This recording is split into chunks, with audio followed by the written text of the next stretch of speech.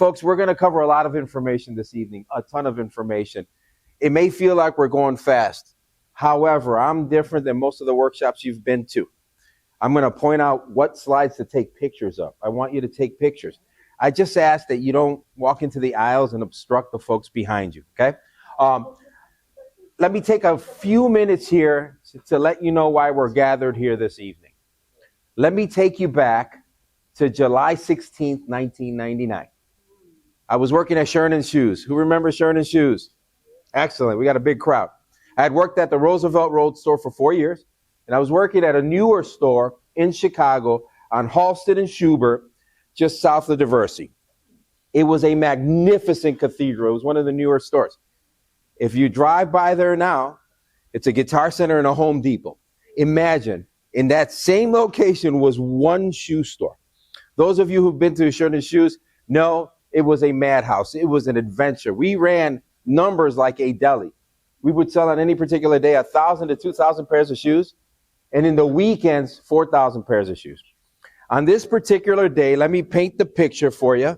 If we can keep it down a little bit here. Thank you. Let me paint the picture of this store. On the left-hand side was the men's shoes. In the middle was the counter with 12 cashiers. The athletic section was in the back with 9 TVs that made one TV. Now remember, it's 99, so technology wasn't that great. And on this side was the ladies' side. On this particular day, the reason I remember this day specifically is I typically put the Cubs games on. But that day, the Cubs were playing the Twins at night, so we didn't have the Cubs game on. I was working with one of my favorite customers. He would drive in from Kansas City every year. He was a doctor, and buy 7 pairs of shoes off of me.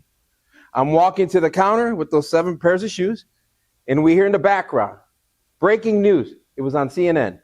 Chicago institution, Sherman Shoes, just filed bankruptcy. We are looking around. I look over at the ladies' size manager. Scott was a friend of mine. He nodded yes.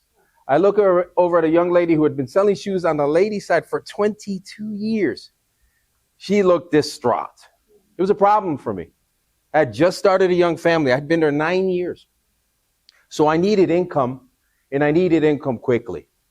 But I was incredibly fortunate in the relationships that I built that I started a job which I thought was going to be temporary until I found something long-term. Selling insurance wasn't my dream. My dream growing up was to be the starting shortstop of the Chicago Cubs, but I digress.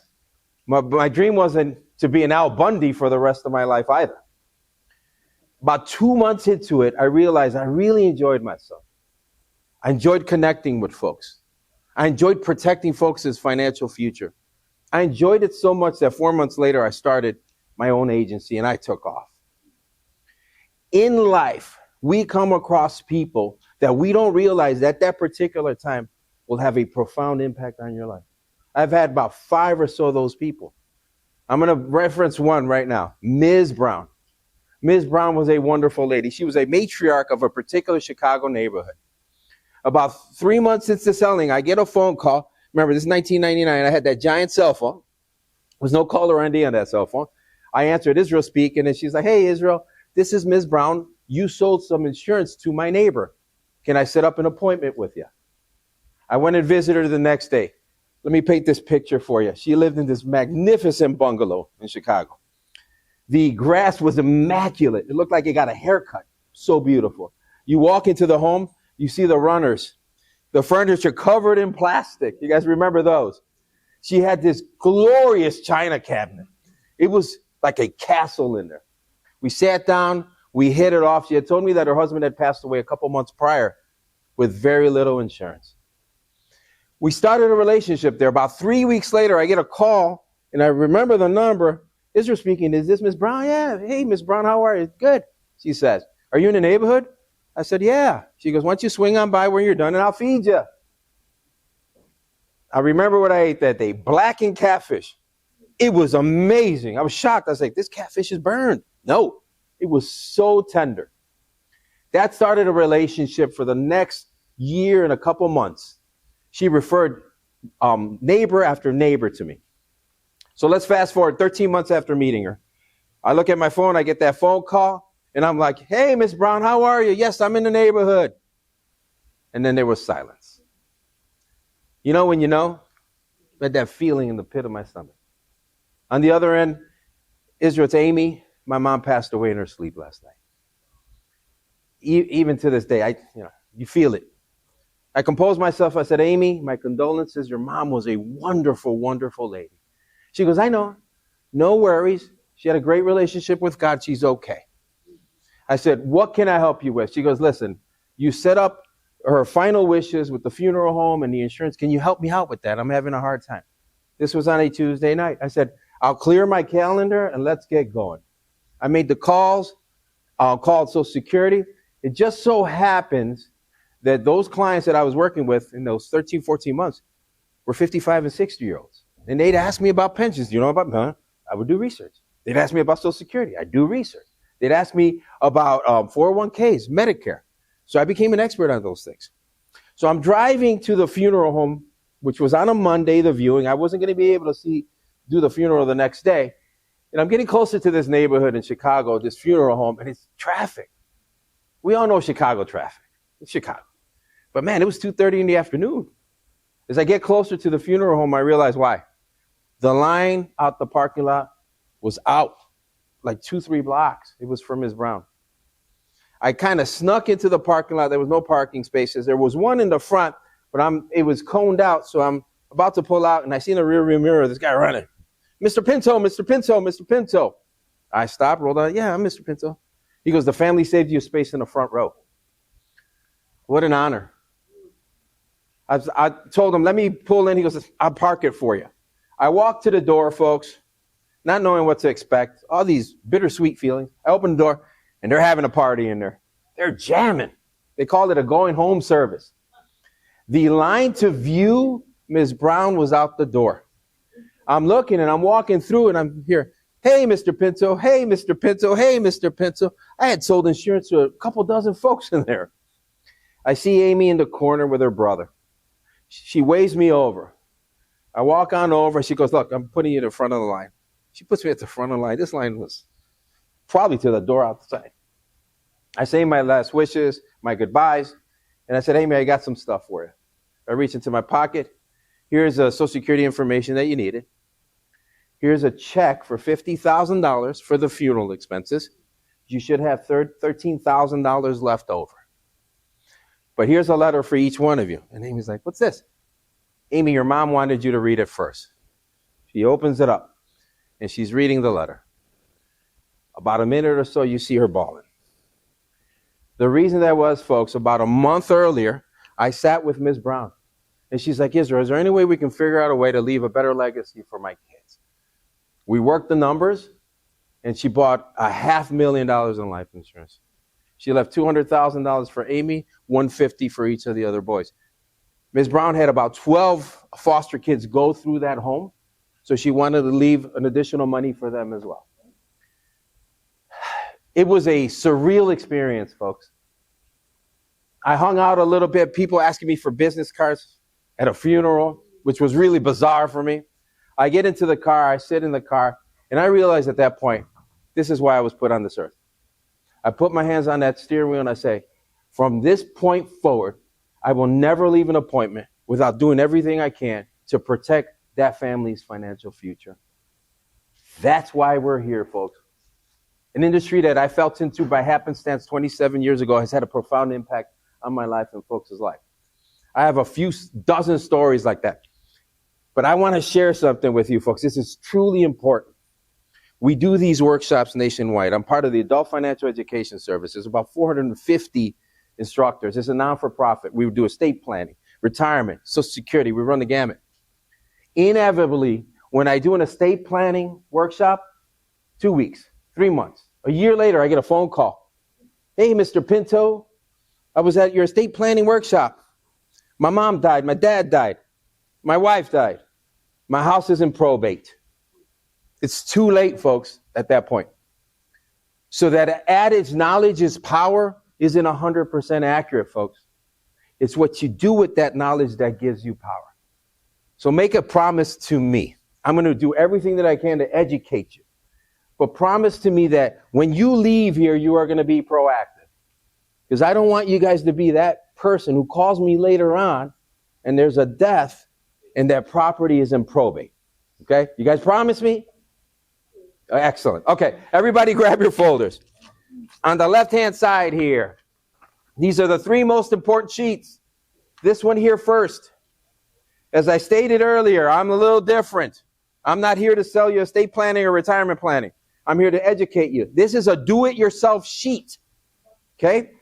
About 90% of you in here can do your own will online without an attorney. The other 20% of you can do a trust by yourself. This is a valuable resource that you guys can take home after you get out of here, because I'm going to equip you with the information that you need. So please be cognizant of this. This is actually the most important sheet right here. Take notes. You're here on a Thursday. I got it right, guys. On a Thursday, and I'm not feeding you a steak. You got water and cookies. Take advantage, folks. You're going to take pictures, but take notes as well. And then finally, we've got this guy here. It's called the workshop response form. This is truly for your benefits. The psychology behind these things is you'll remember 15%. That's the retention here. But if you write some of these things down, it can go as high as 30 to 40%. So in the middle there's 3 lines. It says, what were you hoping to learn from this presentation? Everybody take 20 seconds and fill that out for me.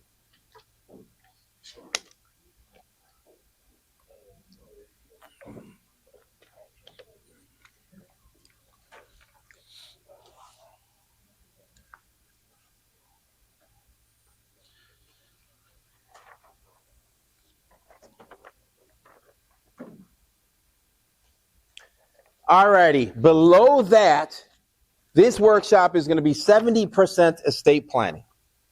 So after I finish the estate planning section, you're going to go down here and you're going to check off major concern, minor concern, not a concern, I am not sure. Okay? Then we're going to jump into the retirement. The retirement is going to be quick, but I'm going to cover the 4 main topics there. Social Security, long-term care, taxes, inflation, and market volatility. After each one of those sections, you're going to check that off as well. Is it a major concern, minor concern, not a concern at all? Okay? And on the top there, I want you guys to take ownership of these questions. Fill out that top with your name. Again, this is a visual aid that will help you in retention. We'll take another 10 seconds and we'll get started.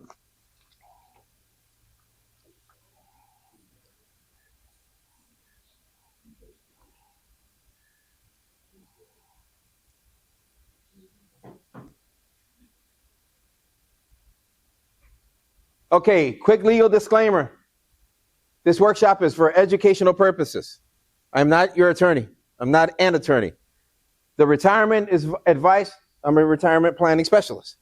The tax advice, we do have in-house accountant and in-house counsel. So we do have an attorney that overviews this, reviews it, and makes it compliant. So everything that's on here is legally sound, okay? So just want to make sure of that. All righty, folks. Let's get started. It's Estate Planning 101, protecting what matters. That's me. You guys have that in your folder. I hope some of you guys Googled me. I'm not saying Google me because I'm special, just so you can see the information. This is what we believe. A truly successful retirement plan provides you the ability to maintain your lifestyle for the rest of your life.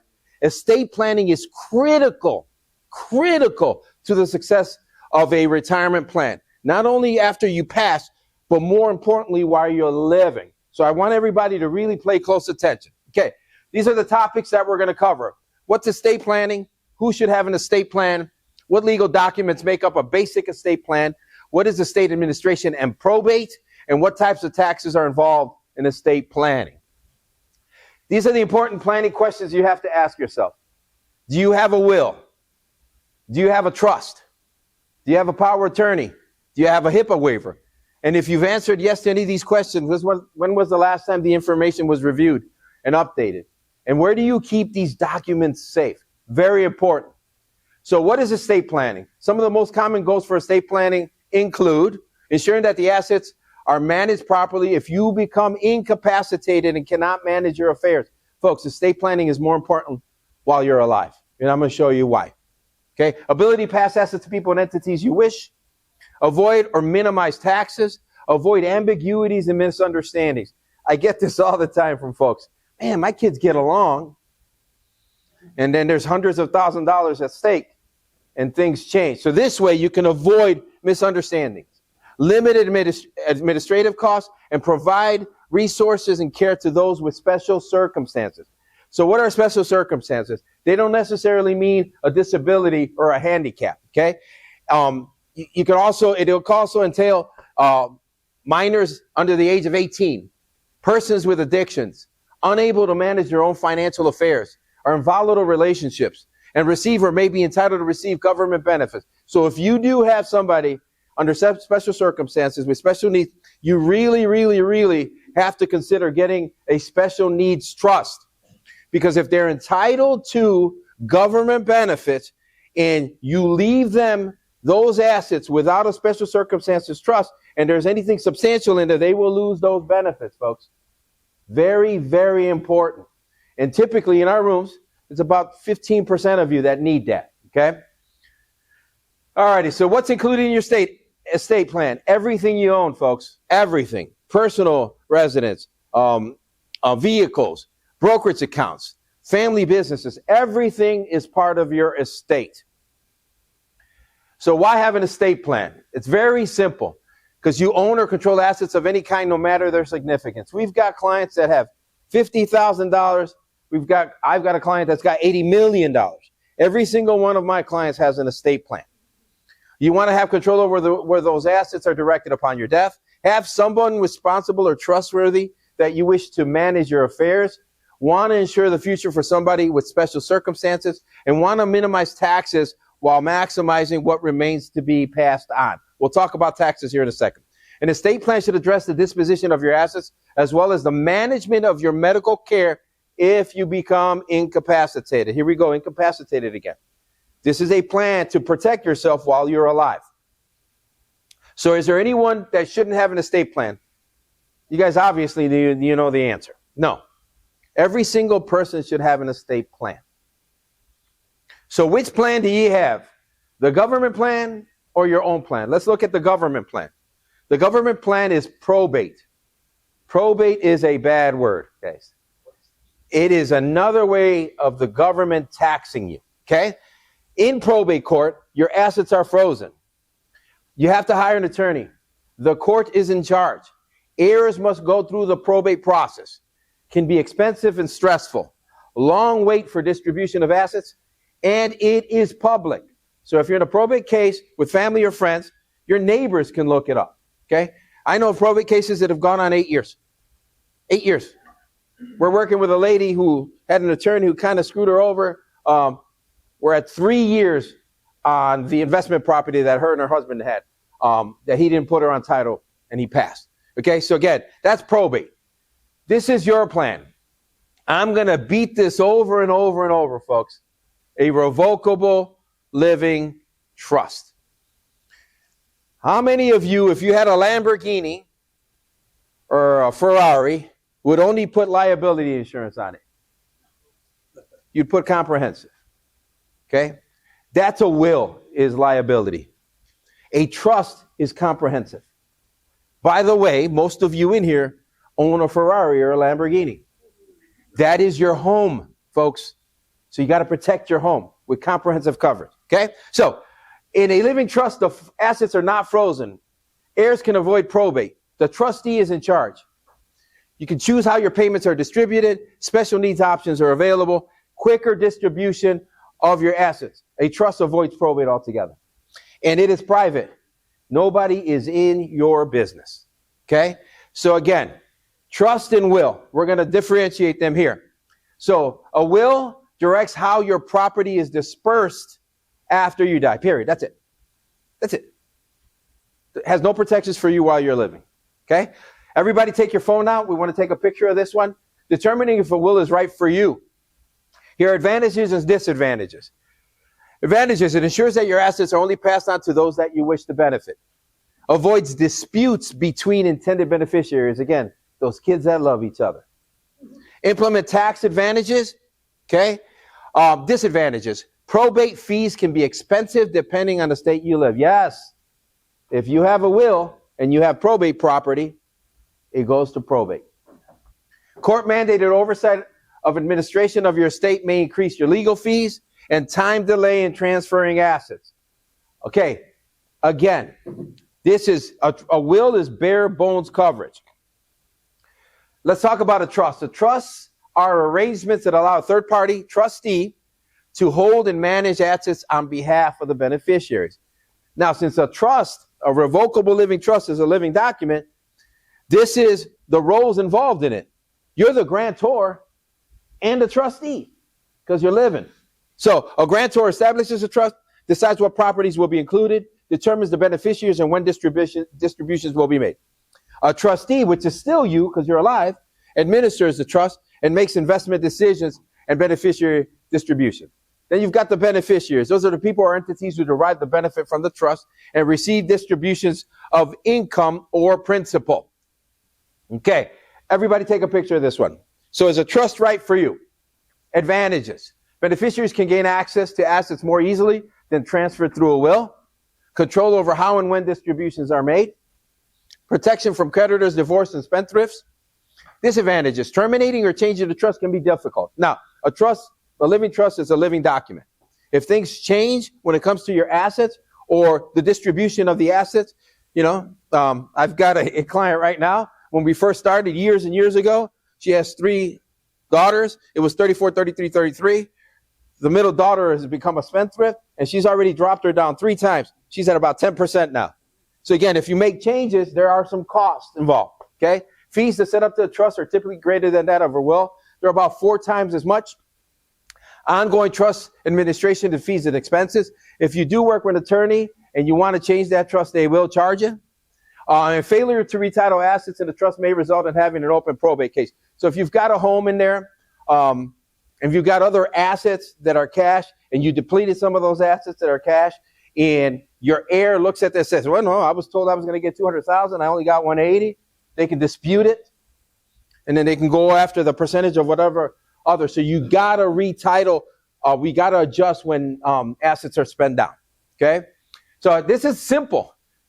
Assets, probate court, heirs. This happens with a will or no will. With a trust, it avoids probate altogether, folks. It's that simple. Really, folks, it is that simple to protect yourself. All right, so revocable living trust is not intended to be a tax strategy. It does not protect you from creditors. Why? Because you're still alive.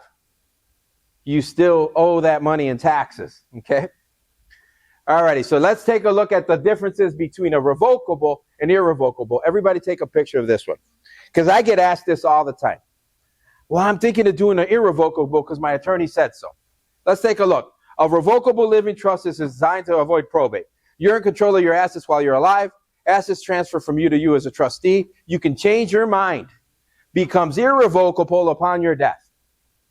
Now let's look at the irrevocable. It's designed to protect your assets. You are legally removed from all rights and ownerships of those assets. You cannot change it. Anybody know who Rupert Murdoch is?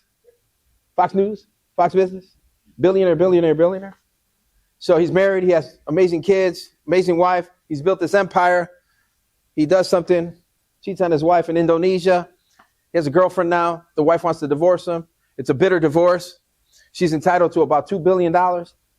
She's like, okay, I don't want to fight this guy anymore, but I want to make sure my 3 adult children are protected. So she agrees with him to set the kids up in an irrevocable trust that they run the company, get the entire company after he passes. She settles for only about $200 million for her. So she gets $200 million. Rupert's living, life is gone. His mistress is whispering in his ear, hey, I don't like that. So he tries to sue and change that irrevocable trust. Suing and suing, spending millions and millions of dollars. He couldn't change it. So he settles with his kids. They rearrange the agreement, and that's how he changes it. Okay, imagine, Rupert Murdoch can't change it. How can we? Okay, so 99% of you stay here. We've only done one of these, irrevocable. Only one. Out of 1,800 clients, folks, only one. Stay here, okay? All righty. So power of attorney allows you to name someone to make financial or medical decisions on your behalf. This is important, folks, while you're alive, right? Especially now that you have the capacity. We'll keep them to the end. As long as you have the capacity now, you might as well take care of this. And this isn't hard to do, okay? So power of attorney factors to consider. When will it be effective? Who should you select as an agent? And what power should you give your agent to? Take a picture of this one, guys, because this is important. Because if you are a Gen Xer or baby boomer, I'm a Gen Xer or baby boomer, you should have a POA to protect yourself, okay? And these are the factors to consider. All right, Advanced Healthcare Directive, Living Well. It's a POA for the management of your health and medical care. Another really important legal document that you should have. Because again, our health, we can't control it, right? There's certain things that may happen. Get hit in the head, right? You lose your memory. So again, this is another piece of legal document to protect you as part of your estate plan while you're living, okay? All right, everybody take a picture of this. I'm not going to cover these. These are some of the trusts for your healthcare directives. All righty. So beneficiary designated assets. I get this question all the time. These are assets that permit you to name a person or organization that you want to receive those assets upon your death. These don't necessarily have to go in a trust. I actually recommend against this, okay? I'm in retirement planning, wealth advisory, okay? So your IRAs, 401k, SEPs, Simples, life insurance, you should keep out of your trust, and I'm going to show you why. Because it's got beneficiary designation. When you go to an attorney, they don't know, let's put it all in there. Why do you guys think that is? It's more work. They can charge you more. And again, remember, we have an in-house attorney, and I've got attorney family members, so I'm not begrudging them earning a living. But that's really why they put it in. I'm going to show you why you shouldn't. Okay, so everybody take a picture of this one. Advantages over beneficiary designations. Effective designation of assets can have multiple people or entities, including trusts and beneficiaries. Okay, cost and time efficiency. Assets pass outside of probate. Okay, so again, don't have to be in a trust, but they won't go through probate as long as you got the beneficiaries designated. Some of the disadvantages: maintaining designations. Failure to maintain designations can cause assets to be transferred to an unwanted person. Again, life happens. We get estranged with children or whomever, and then we forget to change it, the designation, and then that could open up a probate case.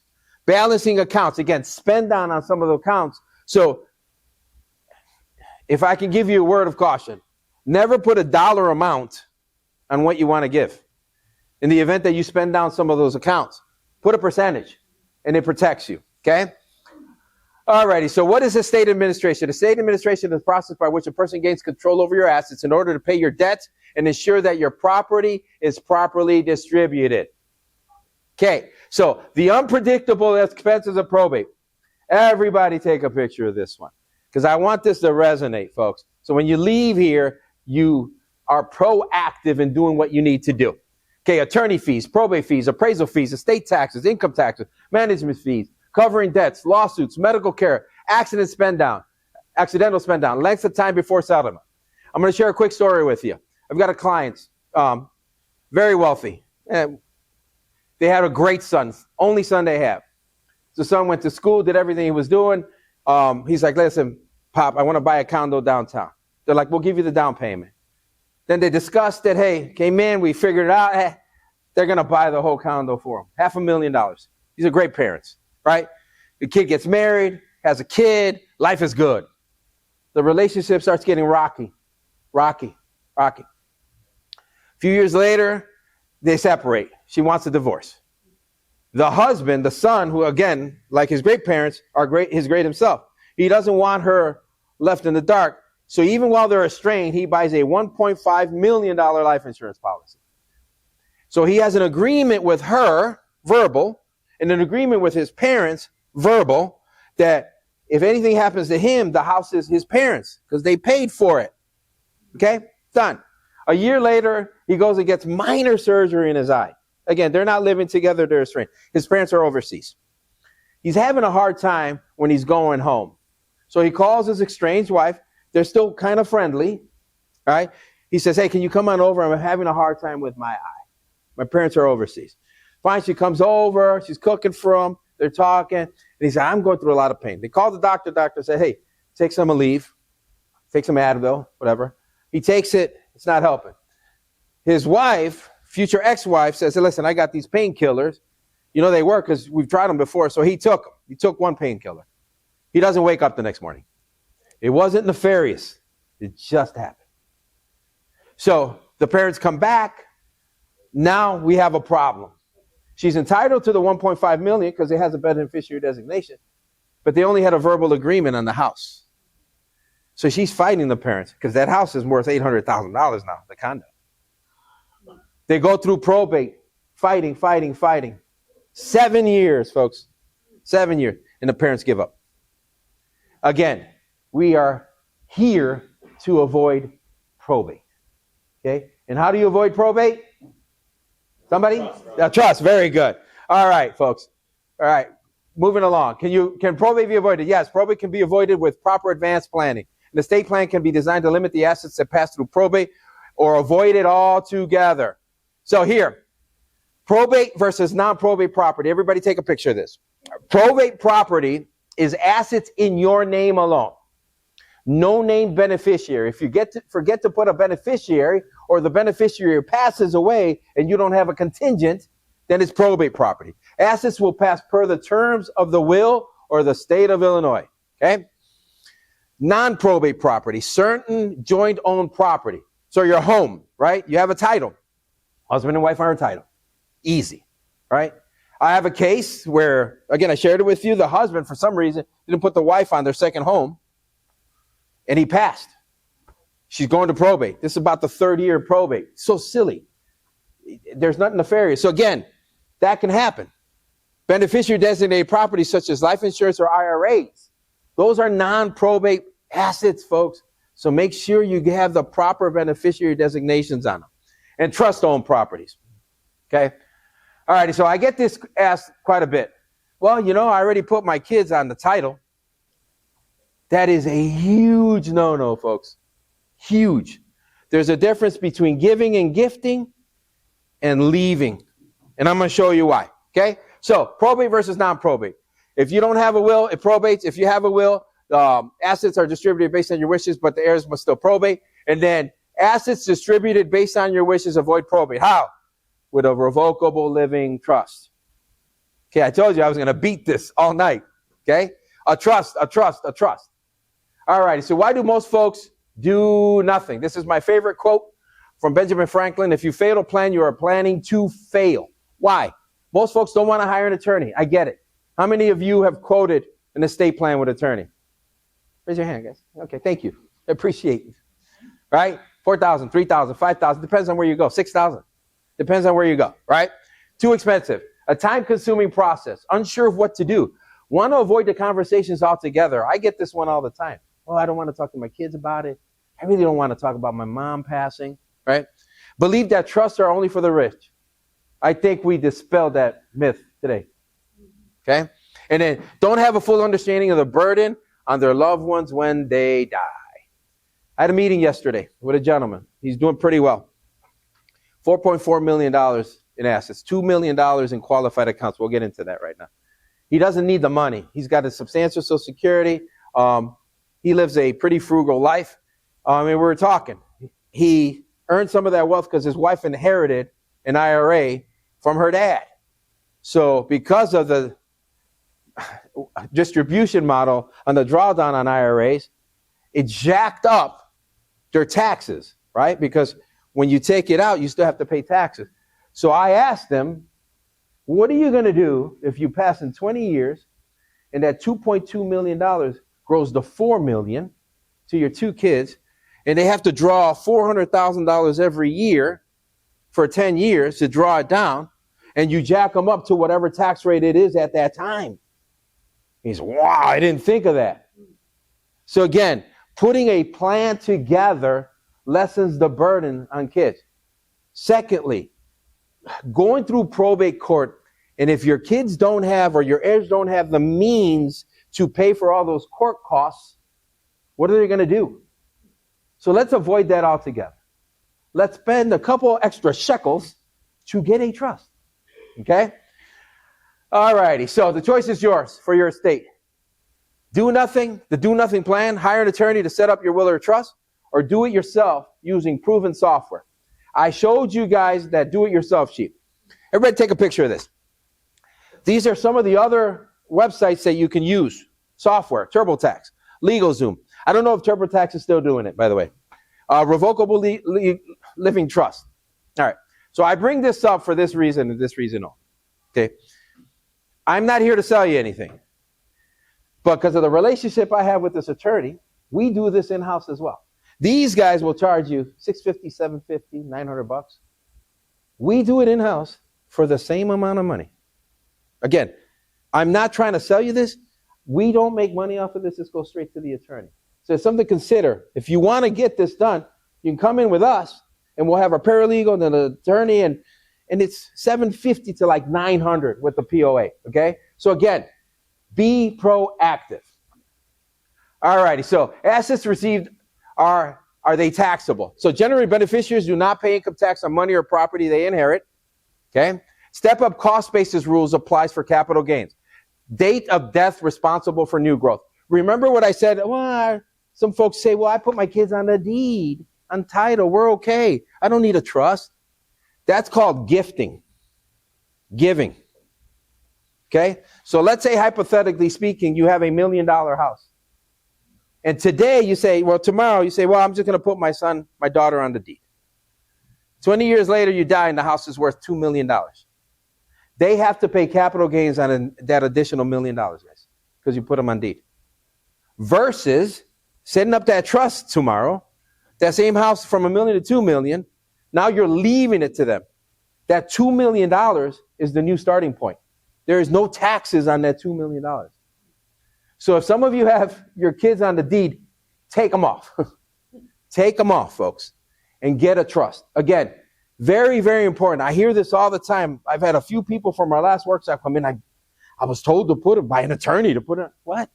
He shouldn't have gave you that legal advice for tax purposes, okay? Money inherited, from your 401k, 403b, or traditional IRA is taxable. You can't get away with it, guys. We didn't pay taxes, okay? The IRS wants their share. And no taxes is due on Roth IRA 5-year rule or death benefit and life insurance, okay? So again, folks, beneficiary designated assets do not need to be in a trust, okay? Unless you've got $15 million or $30 million with you and your wife. If you do, please see me after this, okay? Again, it's not necessary. It muddies up the waters. Keep your real estate in there, okay?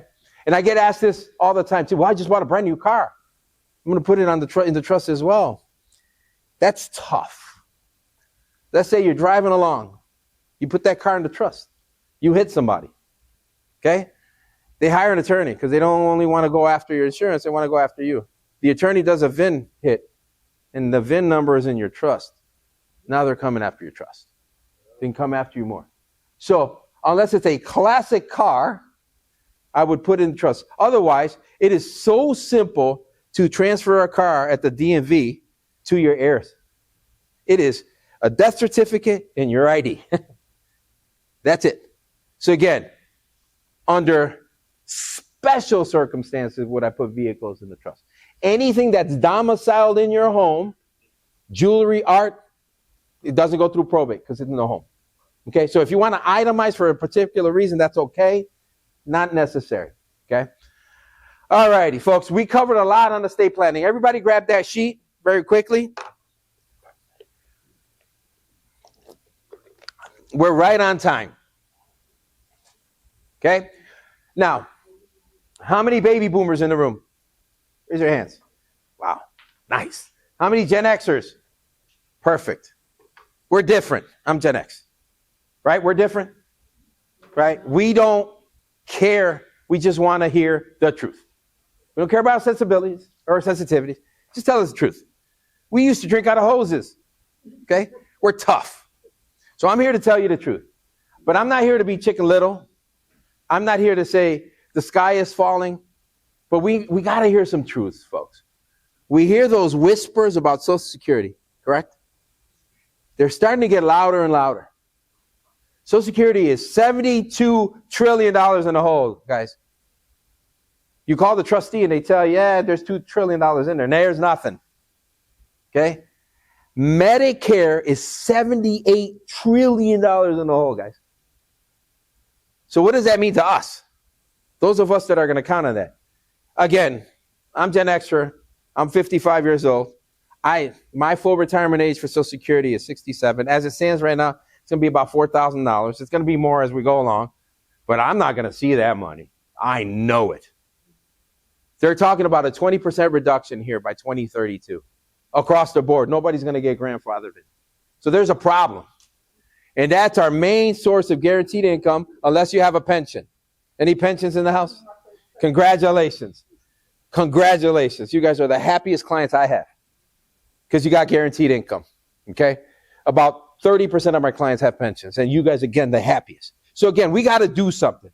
So I'm going to share with you the research and the data that we have of 27 years to help you protect retirement. Now, listen, folks, I get it. We came in for estate planning. Give you a lot of information, okay? But I really need you to pay attention to this part of it.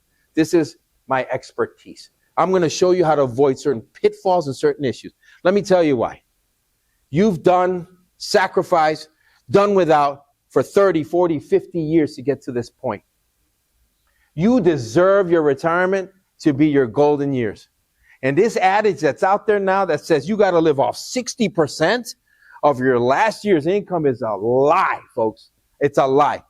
I'm going to show you why. You don't deserve that. So let me equip you with the research and data that we have to put you in a trajectory that'll help you with retirement. And I'm going to need a little interaction from you guys because I want to see where I'm steering this over the next 10 minutes. Okay? So, all right. Let's go. Retirement planning. What you need to know to help you guide a successful retirement. The objective of this is to understand and apply key topics that can help guide a successful retirement. These are the top retirement concerns. Everybody take a picture of this. Number one is change. It used to be outliving your money. It's inflation, depreciating the values of your assets. Higher than expected healthcare costs. What is the number one expense in retirement? Healthcare costs. It is going up at 3 times the rate of inflation. Okay. Thirdly, significant assets reduction from unexpected market downturns. We know how that works. Not knowing how to best generate income or draw down assets. You pensioners, you don't have that problem because you got income, guaranteed income. And then outliving your assets. That is the number one on AARP's concern for retirees. Am I going to live too long for my money? Okay. So do you identify with one or more of these concerns? Okay, excellent. As retirees, we should. So we've always been told that a successful retirement is about knowing and reaching your savings goal. So we hear, you have to have $1 million. That was about 10 years ago. Sue Orman says you got to have $10 million now. Dave Ramsey says about 2.5. So they're all talking about saving.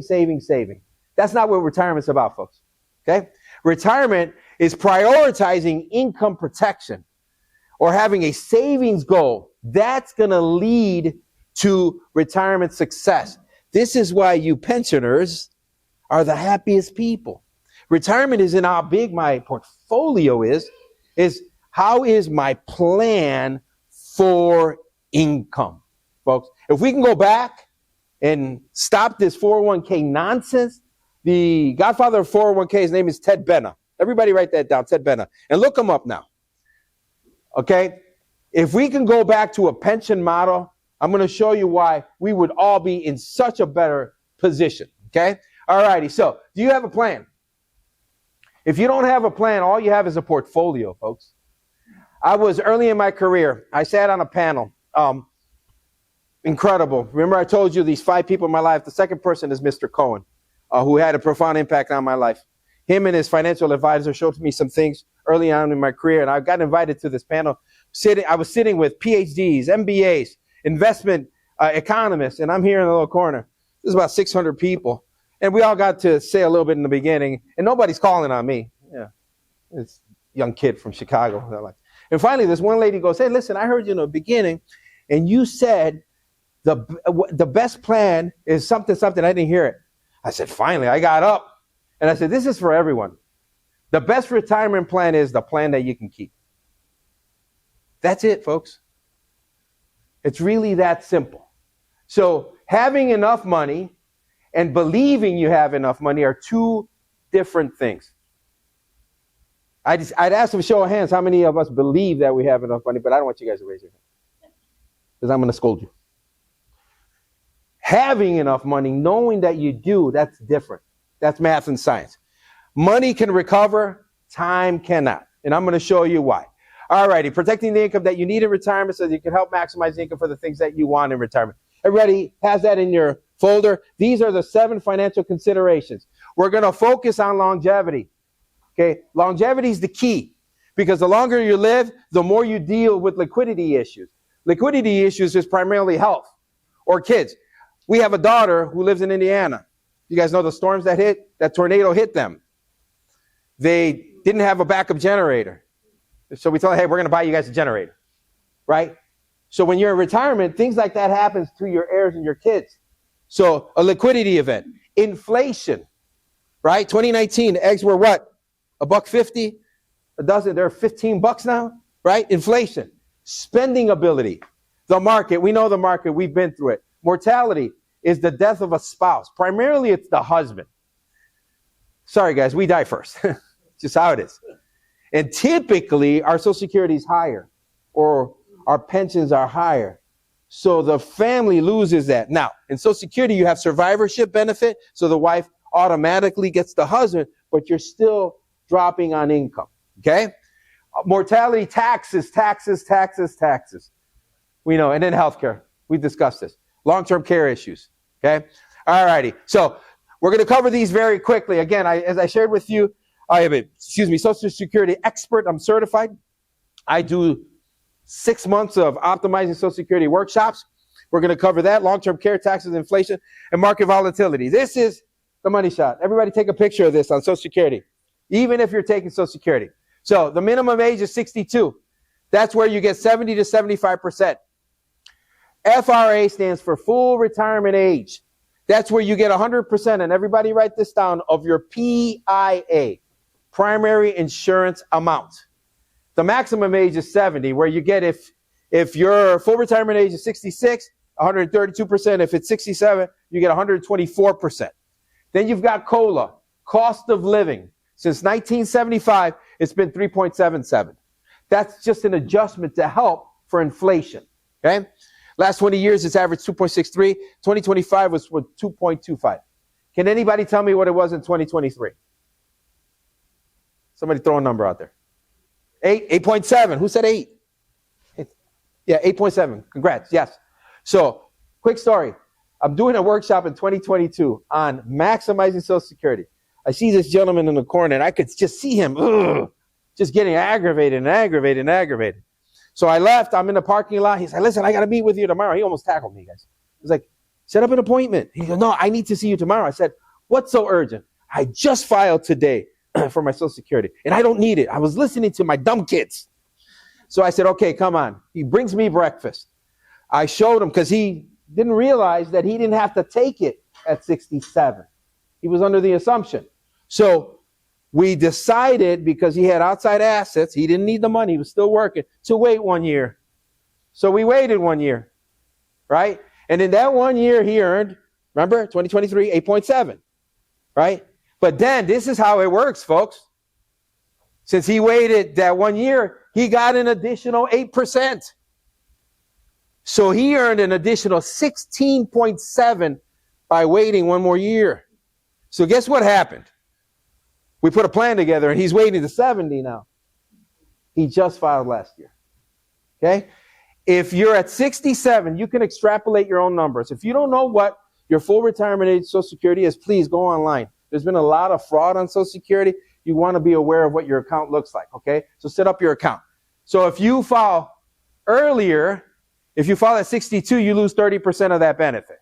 So extrapolate this number. So like for me, it's like 4,000, right? So again, if I wait and I add an additional 24% at age 70, so I'd add another $1,200 or so if I waited, if it's there. So again, in a perfect world, knowing all things, it's best to wait to 70, right? Perfect world.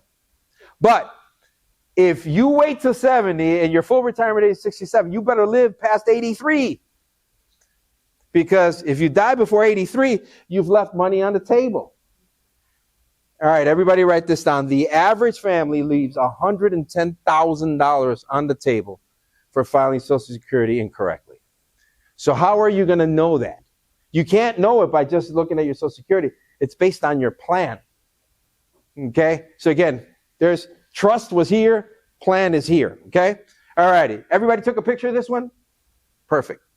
Okay, so let's go to your health. Everybody on that sheet. Social Security, is it a major concern, minor concern, not a concern at all? We're in the home stretch. All right, longevity risk, rising healthcare costs, and long-term care. A 65-year-old can expect to live 24 to 27 years. This is based on 2020 numbers. Excuse me. A third of 65-year-olds will reach age 90. 1 in 7 will live beyond age 95. So there's 2 of you who are going to live past 95 in here. The average American lives in retirement 23 years. Now remember, those are census numbers from 2020. When 2030 comes out, it's going to be about 27 years. This creates a risk of running out of money. Okay? So, how do you protect against longevity? Obviously, you got to maximize your Social Security. Okay? Because if you're living longer, Social Security is going to carry you longer. Then you got to utilize lifetime income sources. So those of you with pensions, remember, my thought here for me is if I was getting Social Security, I'm going to live like Moses to 120 so they can keep paying. So again, you set up an income plan that pays you and then position the remainder of your assets for growth to offset longevity. So it can't be cookie cutter. You still got to get growth because if you're living in retirement 30 or 35 years, you can't only just bank on taking the distributions without growth. Okay, so everybody take a picture of this one. This is according to AARP. And if you don't have an AARP account, you should get one. And I don't get paid by them. They've got wonderful resources.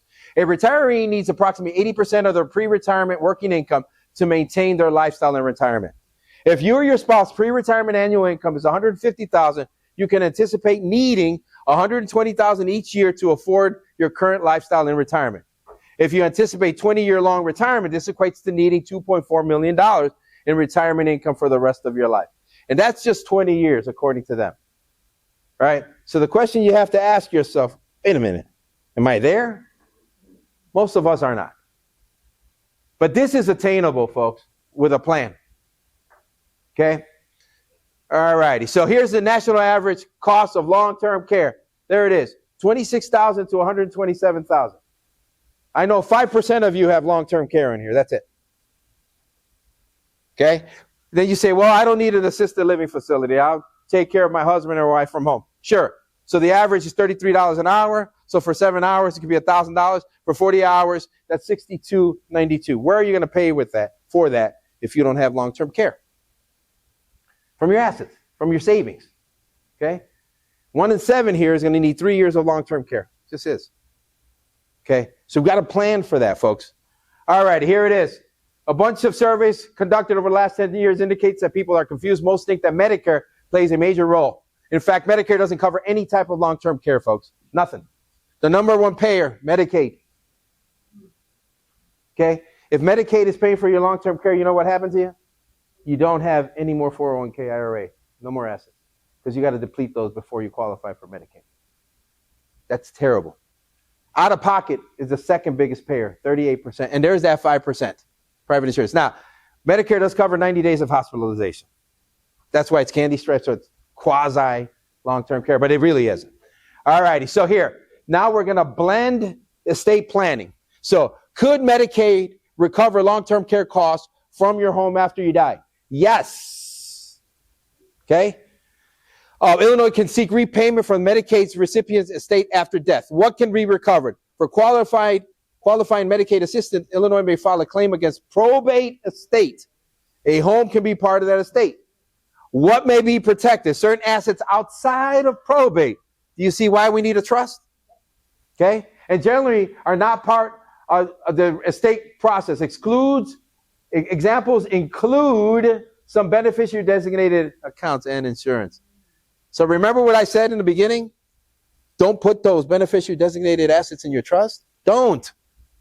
Leave them out of there. There's no need. Nobody needs to know your guys' business, even though it's a trust. Leave the beneficiary designations outside of it. So you see how important this is for retirement and for your heirs. Okay, this is why you have to blend the plan with estate planning and the trust, retirement and a plan. Okay, we got 3 minutes, folks. All right, taxes off that list. Long-term care, healthcare. Is it a major concern, minor concern, not a concern? All right, taxes and inflation in retirement. Historical tax rate, taxes, where are they going? Roth conversions and inflation. Does anybody know what a Roth conversion is? Okay, excellent. What you're doing is paying taxes at known rates now versus taxes at rates later. We're not going to cover that much, but a rule of thumb is this. If you don't have any other outside sources of income, you want to keep your qualified accounts under $400,000. So if you've got $1 million in there, you want to pay taxes on that other $600,000 before you get to retirement. That's a rule of thumb. Now, I'm not your financial advisor, so please don't convert to a Roth. Have a conversation with your financial advisor. All righty, here we go. So how many here in this room think taxes are going to stay the same? Raise your hand. Go down, raise your hand. Go up, raise your hand. Thank you. Okay? All righty, so this is understanding your qualified accounts, those accounts that you have not paid taxes on. 401ks, IRAs, SEPs, simples. $9.3 trillion in employee-sponsored defined contribution plans, of which $7 trillion was held in 401ks. So how does it work? You're left to do it alone. You call your HR. They give you the different options, very few options, few safe options. In the past, it was bonds. Bonds were the safe option. But in 2022, bonds got destroyed. Okay? So, again, very few safe options. So what are your options when it comes to taxes? Continue to defer and pay unknown taxes later. Pay known tax rates now. Do you guys know taxes are on sale right now? Yeah, they're on sale to 2036, depending. Do you guys know when Ronald Reagan was making movies, the highest tax rate was 90%? So if you earned anything over $100,000, you got taxed on that overage of 90%. It just so happened that Ronald Reagan was getting paid $100,000 per movie. So he would only do one movie a year because he didn't want to do a second movie for only 10 grand. So taxes are on sale, folks. So if you can, do something now and avoid that tax time bomb. All right, inflation. This has been the buzzword since 2020. It's very simple. How long will your income need to double to maintain your current standard of living? So how long will $50,000 need to be $100,000 to buy what you're buying today? Inflationary rates on average historically is 3.8. So you're looking at about 22 years. So in 22 years, what you bought with the money today is going to cost you double. So if you got $500,000 now, in 22 years, if you have $1 million, all you've done is still been able to buy the same thing. So do you have something in place for inflation?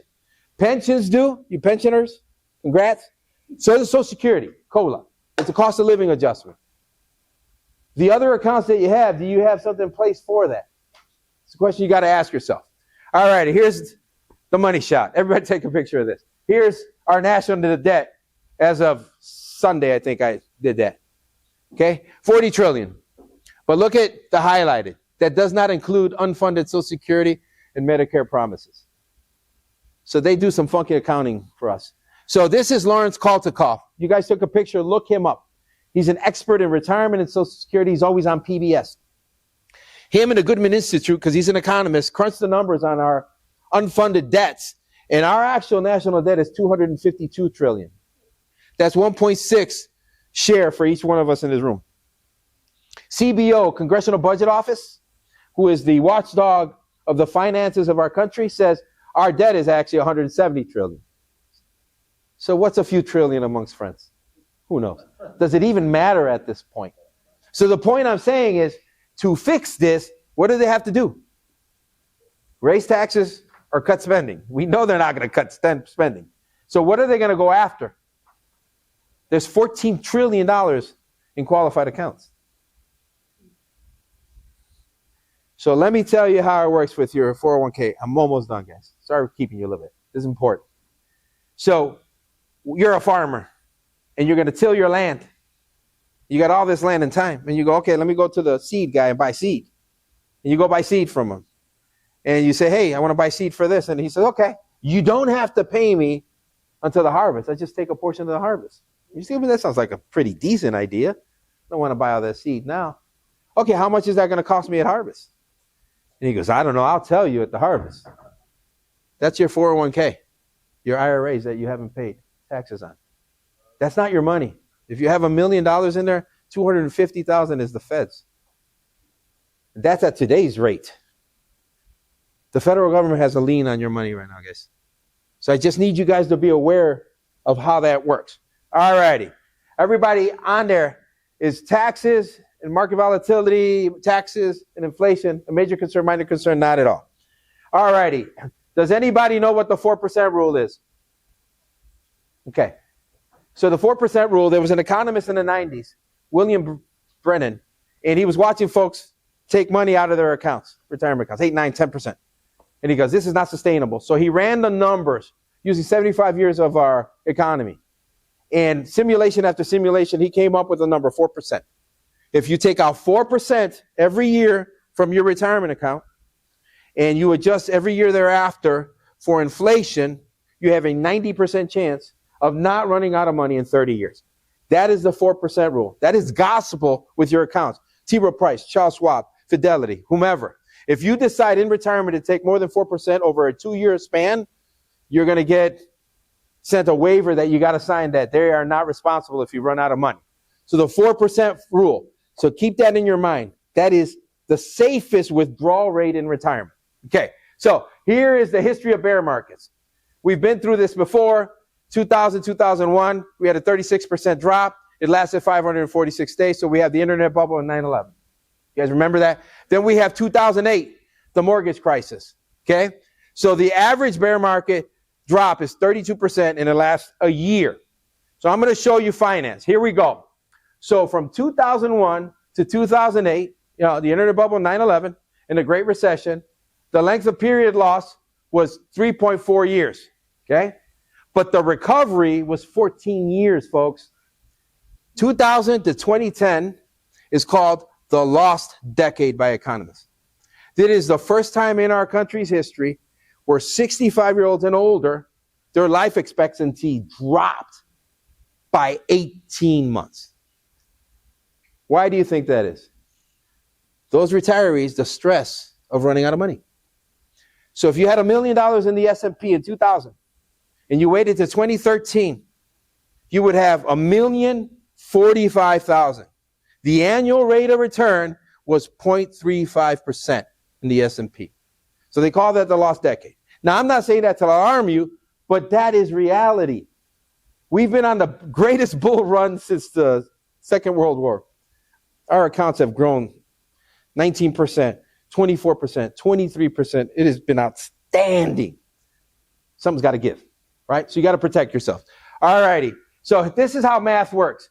You got 100,000. You lose 30%. You're at 70. I know that's hard to see. You need a 42% increase to get back to 100,000. Okay? That's without taking money. Any cat lovers here? Somebody got a cat here? No cats? That's interesting. Well, cats are easy. I don't have a cat. Cats are easy, right? You have a litter box man, take care of them. They're easy. They bathe themselves. Okay? So they're easy to take care of. So when you're saving for retirement, it's like having a cat. But in retirement, it's different. I'm going to show you why. Okay. So here's the 4% rule. Okay? Then you got what's called sequence of returns rates. I want everybody to take a picture of this because this is a good visual guide. Okay? Sure. Yeah. Yeah. All right. I want you guys to take that home and put it on your laptops or your tablets or your computers so you can digest that. All right. My team is going to pass something out very quickly. All right. And I'm going to show you some numbers. It's difficult to see on here, so we're going to give you the sheets right now. Okay? And we're done in 2 minutes. I promise, guys. I promise.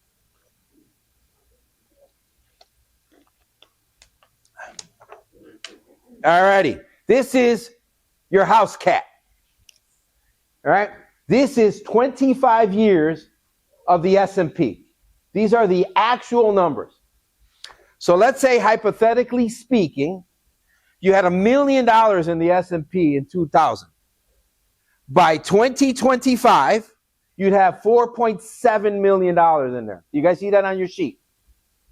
You guys see that? Yes. Okay. So look at those last 3 years. 2023 is 24, 2024, 23, 2025, 17. Look at 2021. So we had a 19% correction there. That was an odd year, 2022, because bonds took a hit as well. Okay. This is just set it and forget it. You guys remember that Ronco oven? Put that turkey in there and he'd say, set it and forget it. We had one of those, by the way. So again, you set it and forget it. We hear all the time, oh, I get a 10% rate of return. This rate of return over these 25 years is 6.7, folks. That's it. And then if you factor in inflation, you got a 3% rate of return, basically, in your money. Okay, so this is the pension model. This is how a pension works. Okay, so a pension, you don't lose money, but you have to pay for that benefit. So how do you pay for the benefit of not losing? Remember these 3 years you've lost, these you haven't. So you are capped at a certain percentage. In this particular model, you're capped at 10. So how 2023 went up 27%, you're capped at 10. You lose 38% in 2008, you didn't lose here. The next year it went up 23 and so forth, right? So you guys get that. You're capped at 10, you don't lose. Anything under 10, you gain. So in the pension model, if we look at the same time frame, the pension model beats the S&P by about $120,000, 4.8. You got it on your sheet. Okay? So this is a house cat. Simple. You put it in and you leave it. All right, my team's going to pass out another one. Now, this is retirement. A Siberian tiger. Okay? Don't take a Siberian tiger home, because that tiger will maul you. Okay? This is retirement, folks. This is where I drop the mic for you guys. Okay? This is very important. All right. So remember the 4% rule. Remember? 4%. You guys remember? Excellent. So we're using the 4% here rule now. So we're taking a distribution of 4% every year, adjust for inflation every year thereafter, and we'll see how long that $1 million lasts. Look at this. You are out of money in 2019 in the S&P. Do you guys see that on your sheet?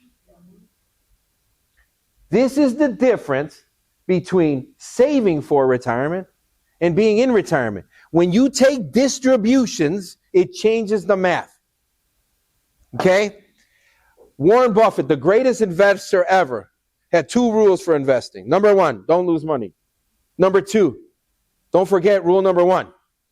Okay? So in retirement, now let's take a look at the pension model, the guaranteed side, where you don't lose money. Remember? But you're capped at 10%. Same time frame.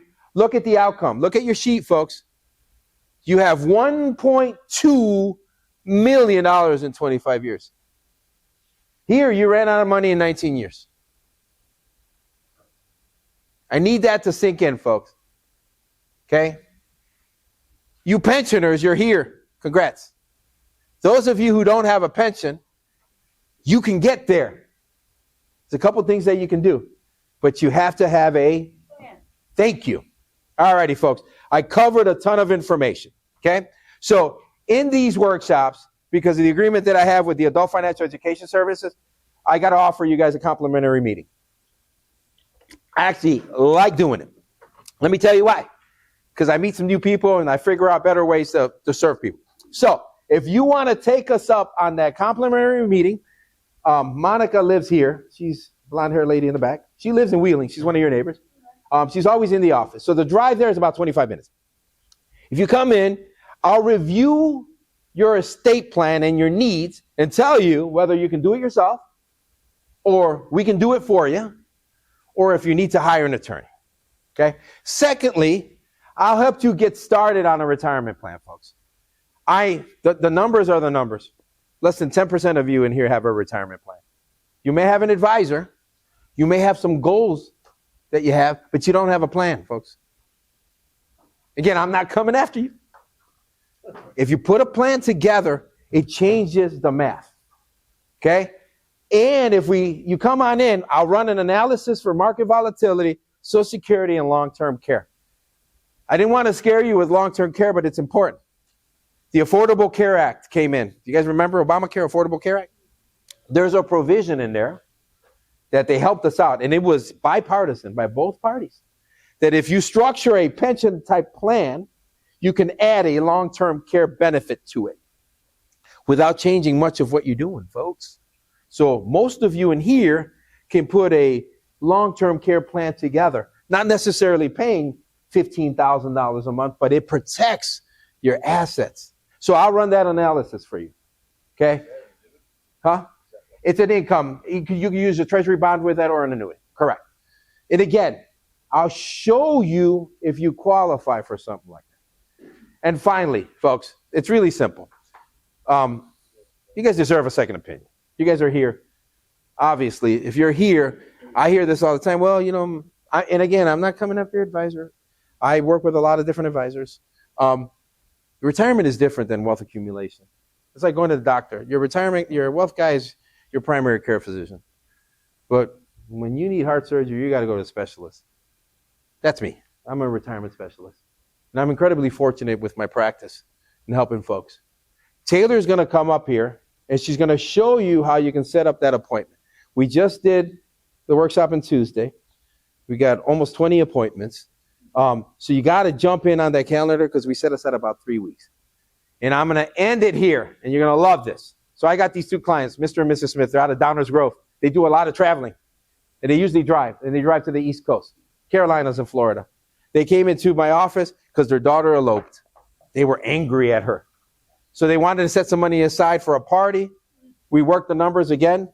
They ran into a couple in my elevator that did traveling to the West Coast, and they hit it off.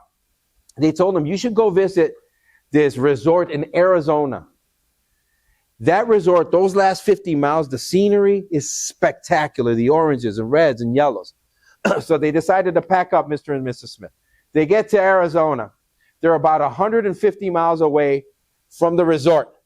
The gas gauge says 160. They pull into this gas station. He's about to pump gas, but it doesn't have 93, 94 octane. So he's like, I'm not putting that junky gas. He gets to the car. The wife's like, you didn't get gas? He's like, I'm not putting that junky gas in my car.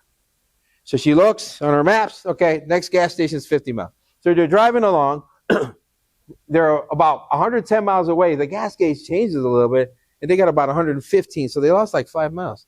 They pull into that gas station. They're 100 miles away, and it's closed. And he's like, okay. So what are we going to do here? She looks on the map. She sees that gas station. The husband goes, call it. She goes, of course I'm going to call it. She calls them. Are you guys open? Yes. Go ahead. They're on the way. They're driving. The gas gauge is acting funny. They're about 10 miles away, 60 miles from the resort, 10 miles away from the gas station. Now the gas gauge says 50. They pull in, and they look, it's closed. They realize it just closed. She didn't ask, are you guys going to stay open? So now they're concerned. They're driving to this resort. They're constantly looking at that gas gauge. They're 40 miles away. The gauge says 35. They're in trouble. The next gas station is in the resort town, past the resort. So he's like, we just got to get to the resort. They'll get us gas. They're driving. They're rolling up the windows to make it aerodynamic. They turn off the AC. Remember those days? Turn off the AC. More efficient. That's not true. They're 20 miles away. The gas gauge says 12. They're 5 miles away. It's on empty. They're terrified. They get to the resort. They pull into the parking lot. They made it. He couldn't believe it. They're sweating bullets. They were consumed by that gas gauge. The wife looks at the husband, pops him in the shoulder. You should have got gas. And he tells her, I am not putting that junky gas in my car, like a typical husband. They get a knock at the window. It's the bad guy, the bellhop. Mr. and Mrs. Smith, let me take your bags. They're like, hey, well, come on in. They pop the trunk. They get out of the car. They're sweating bullets. They compose themselves. They walk into the reception area. The receptionist is looking at Mr. and Mrs. Smith. Welcome. Welcome. We're so glad you made it. We hear from folks that travel from the Midwest and the East Coast that travel this way that say the best part of this trip is those last 50 miles in the scenery. How was it for you? Folks, that is retirement when you are concerned about running out of money without a plan. Take us up on this complimentary meeting. You'll be glad you did.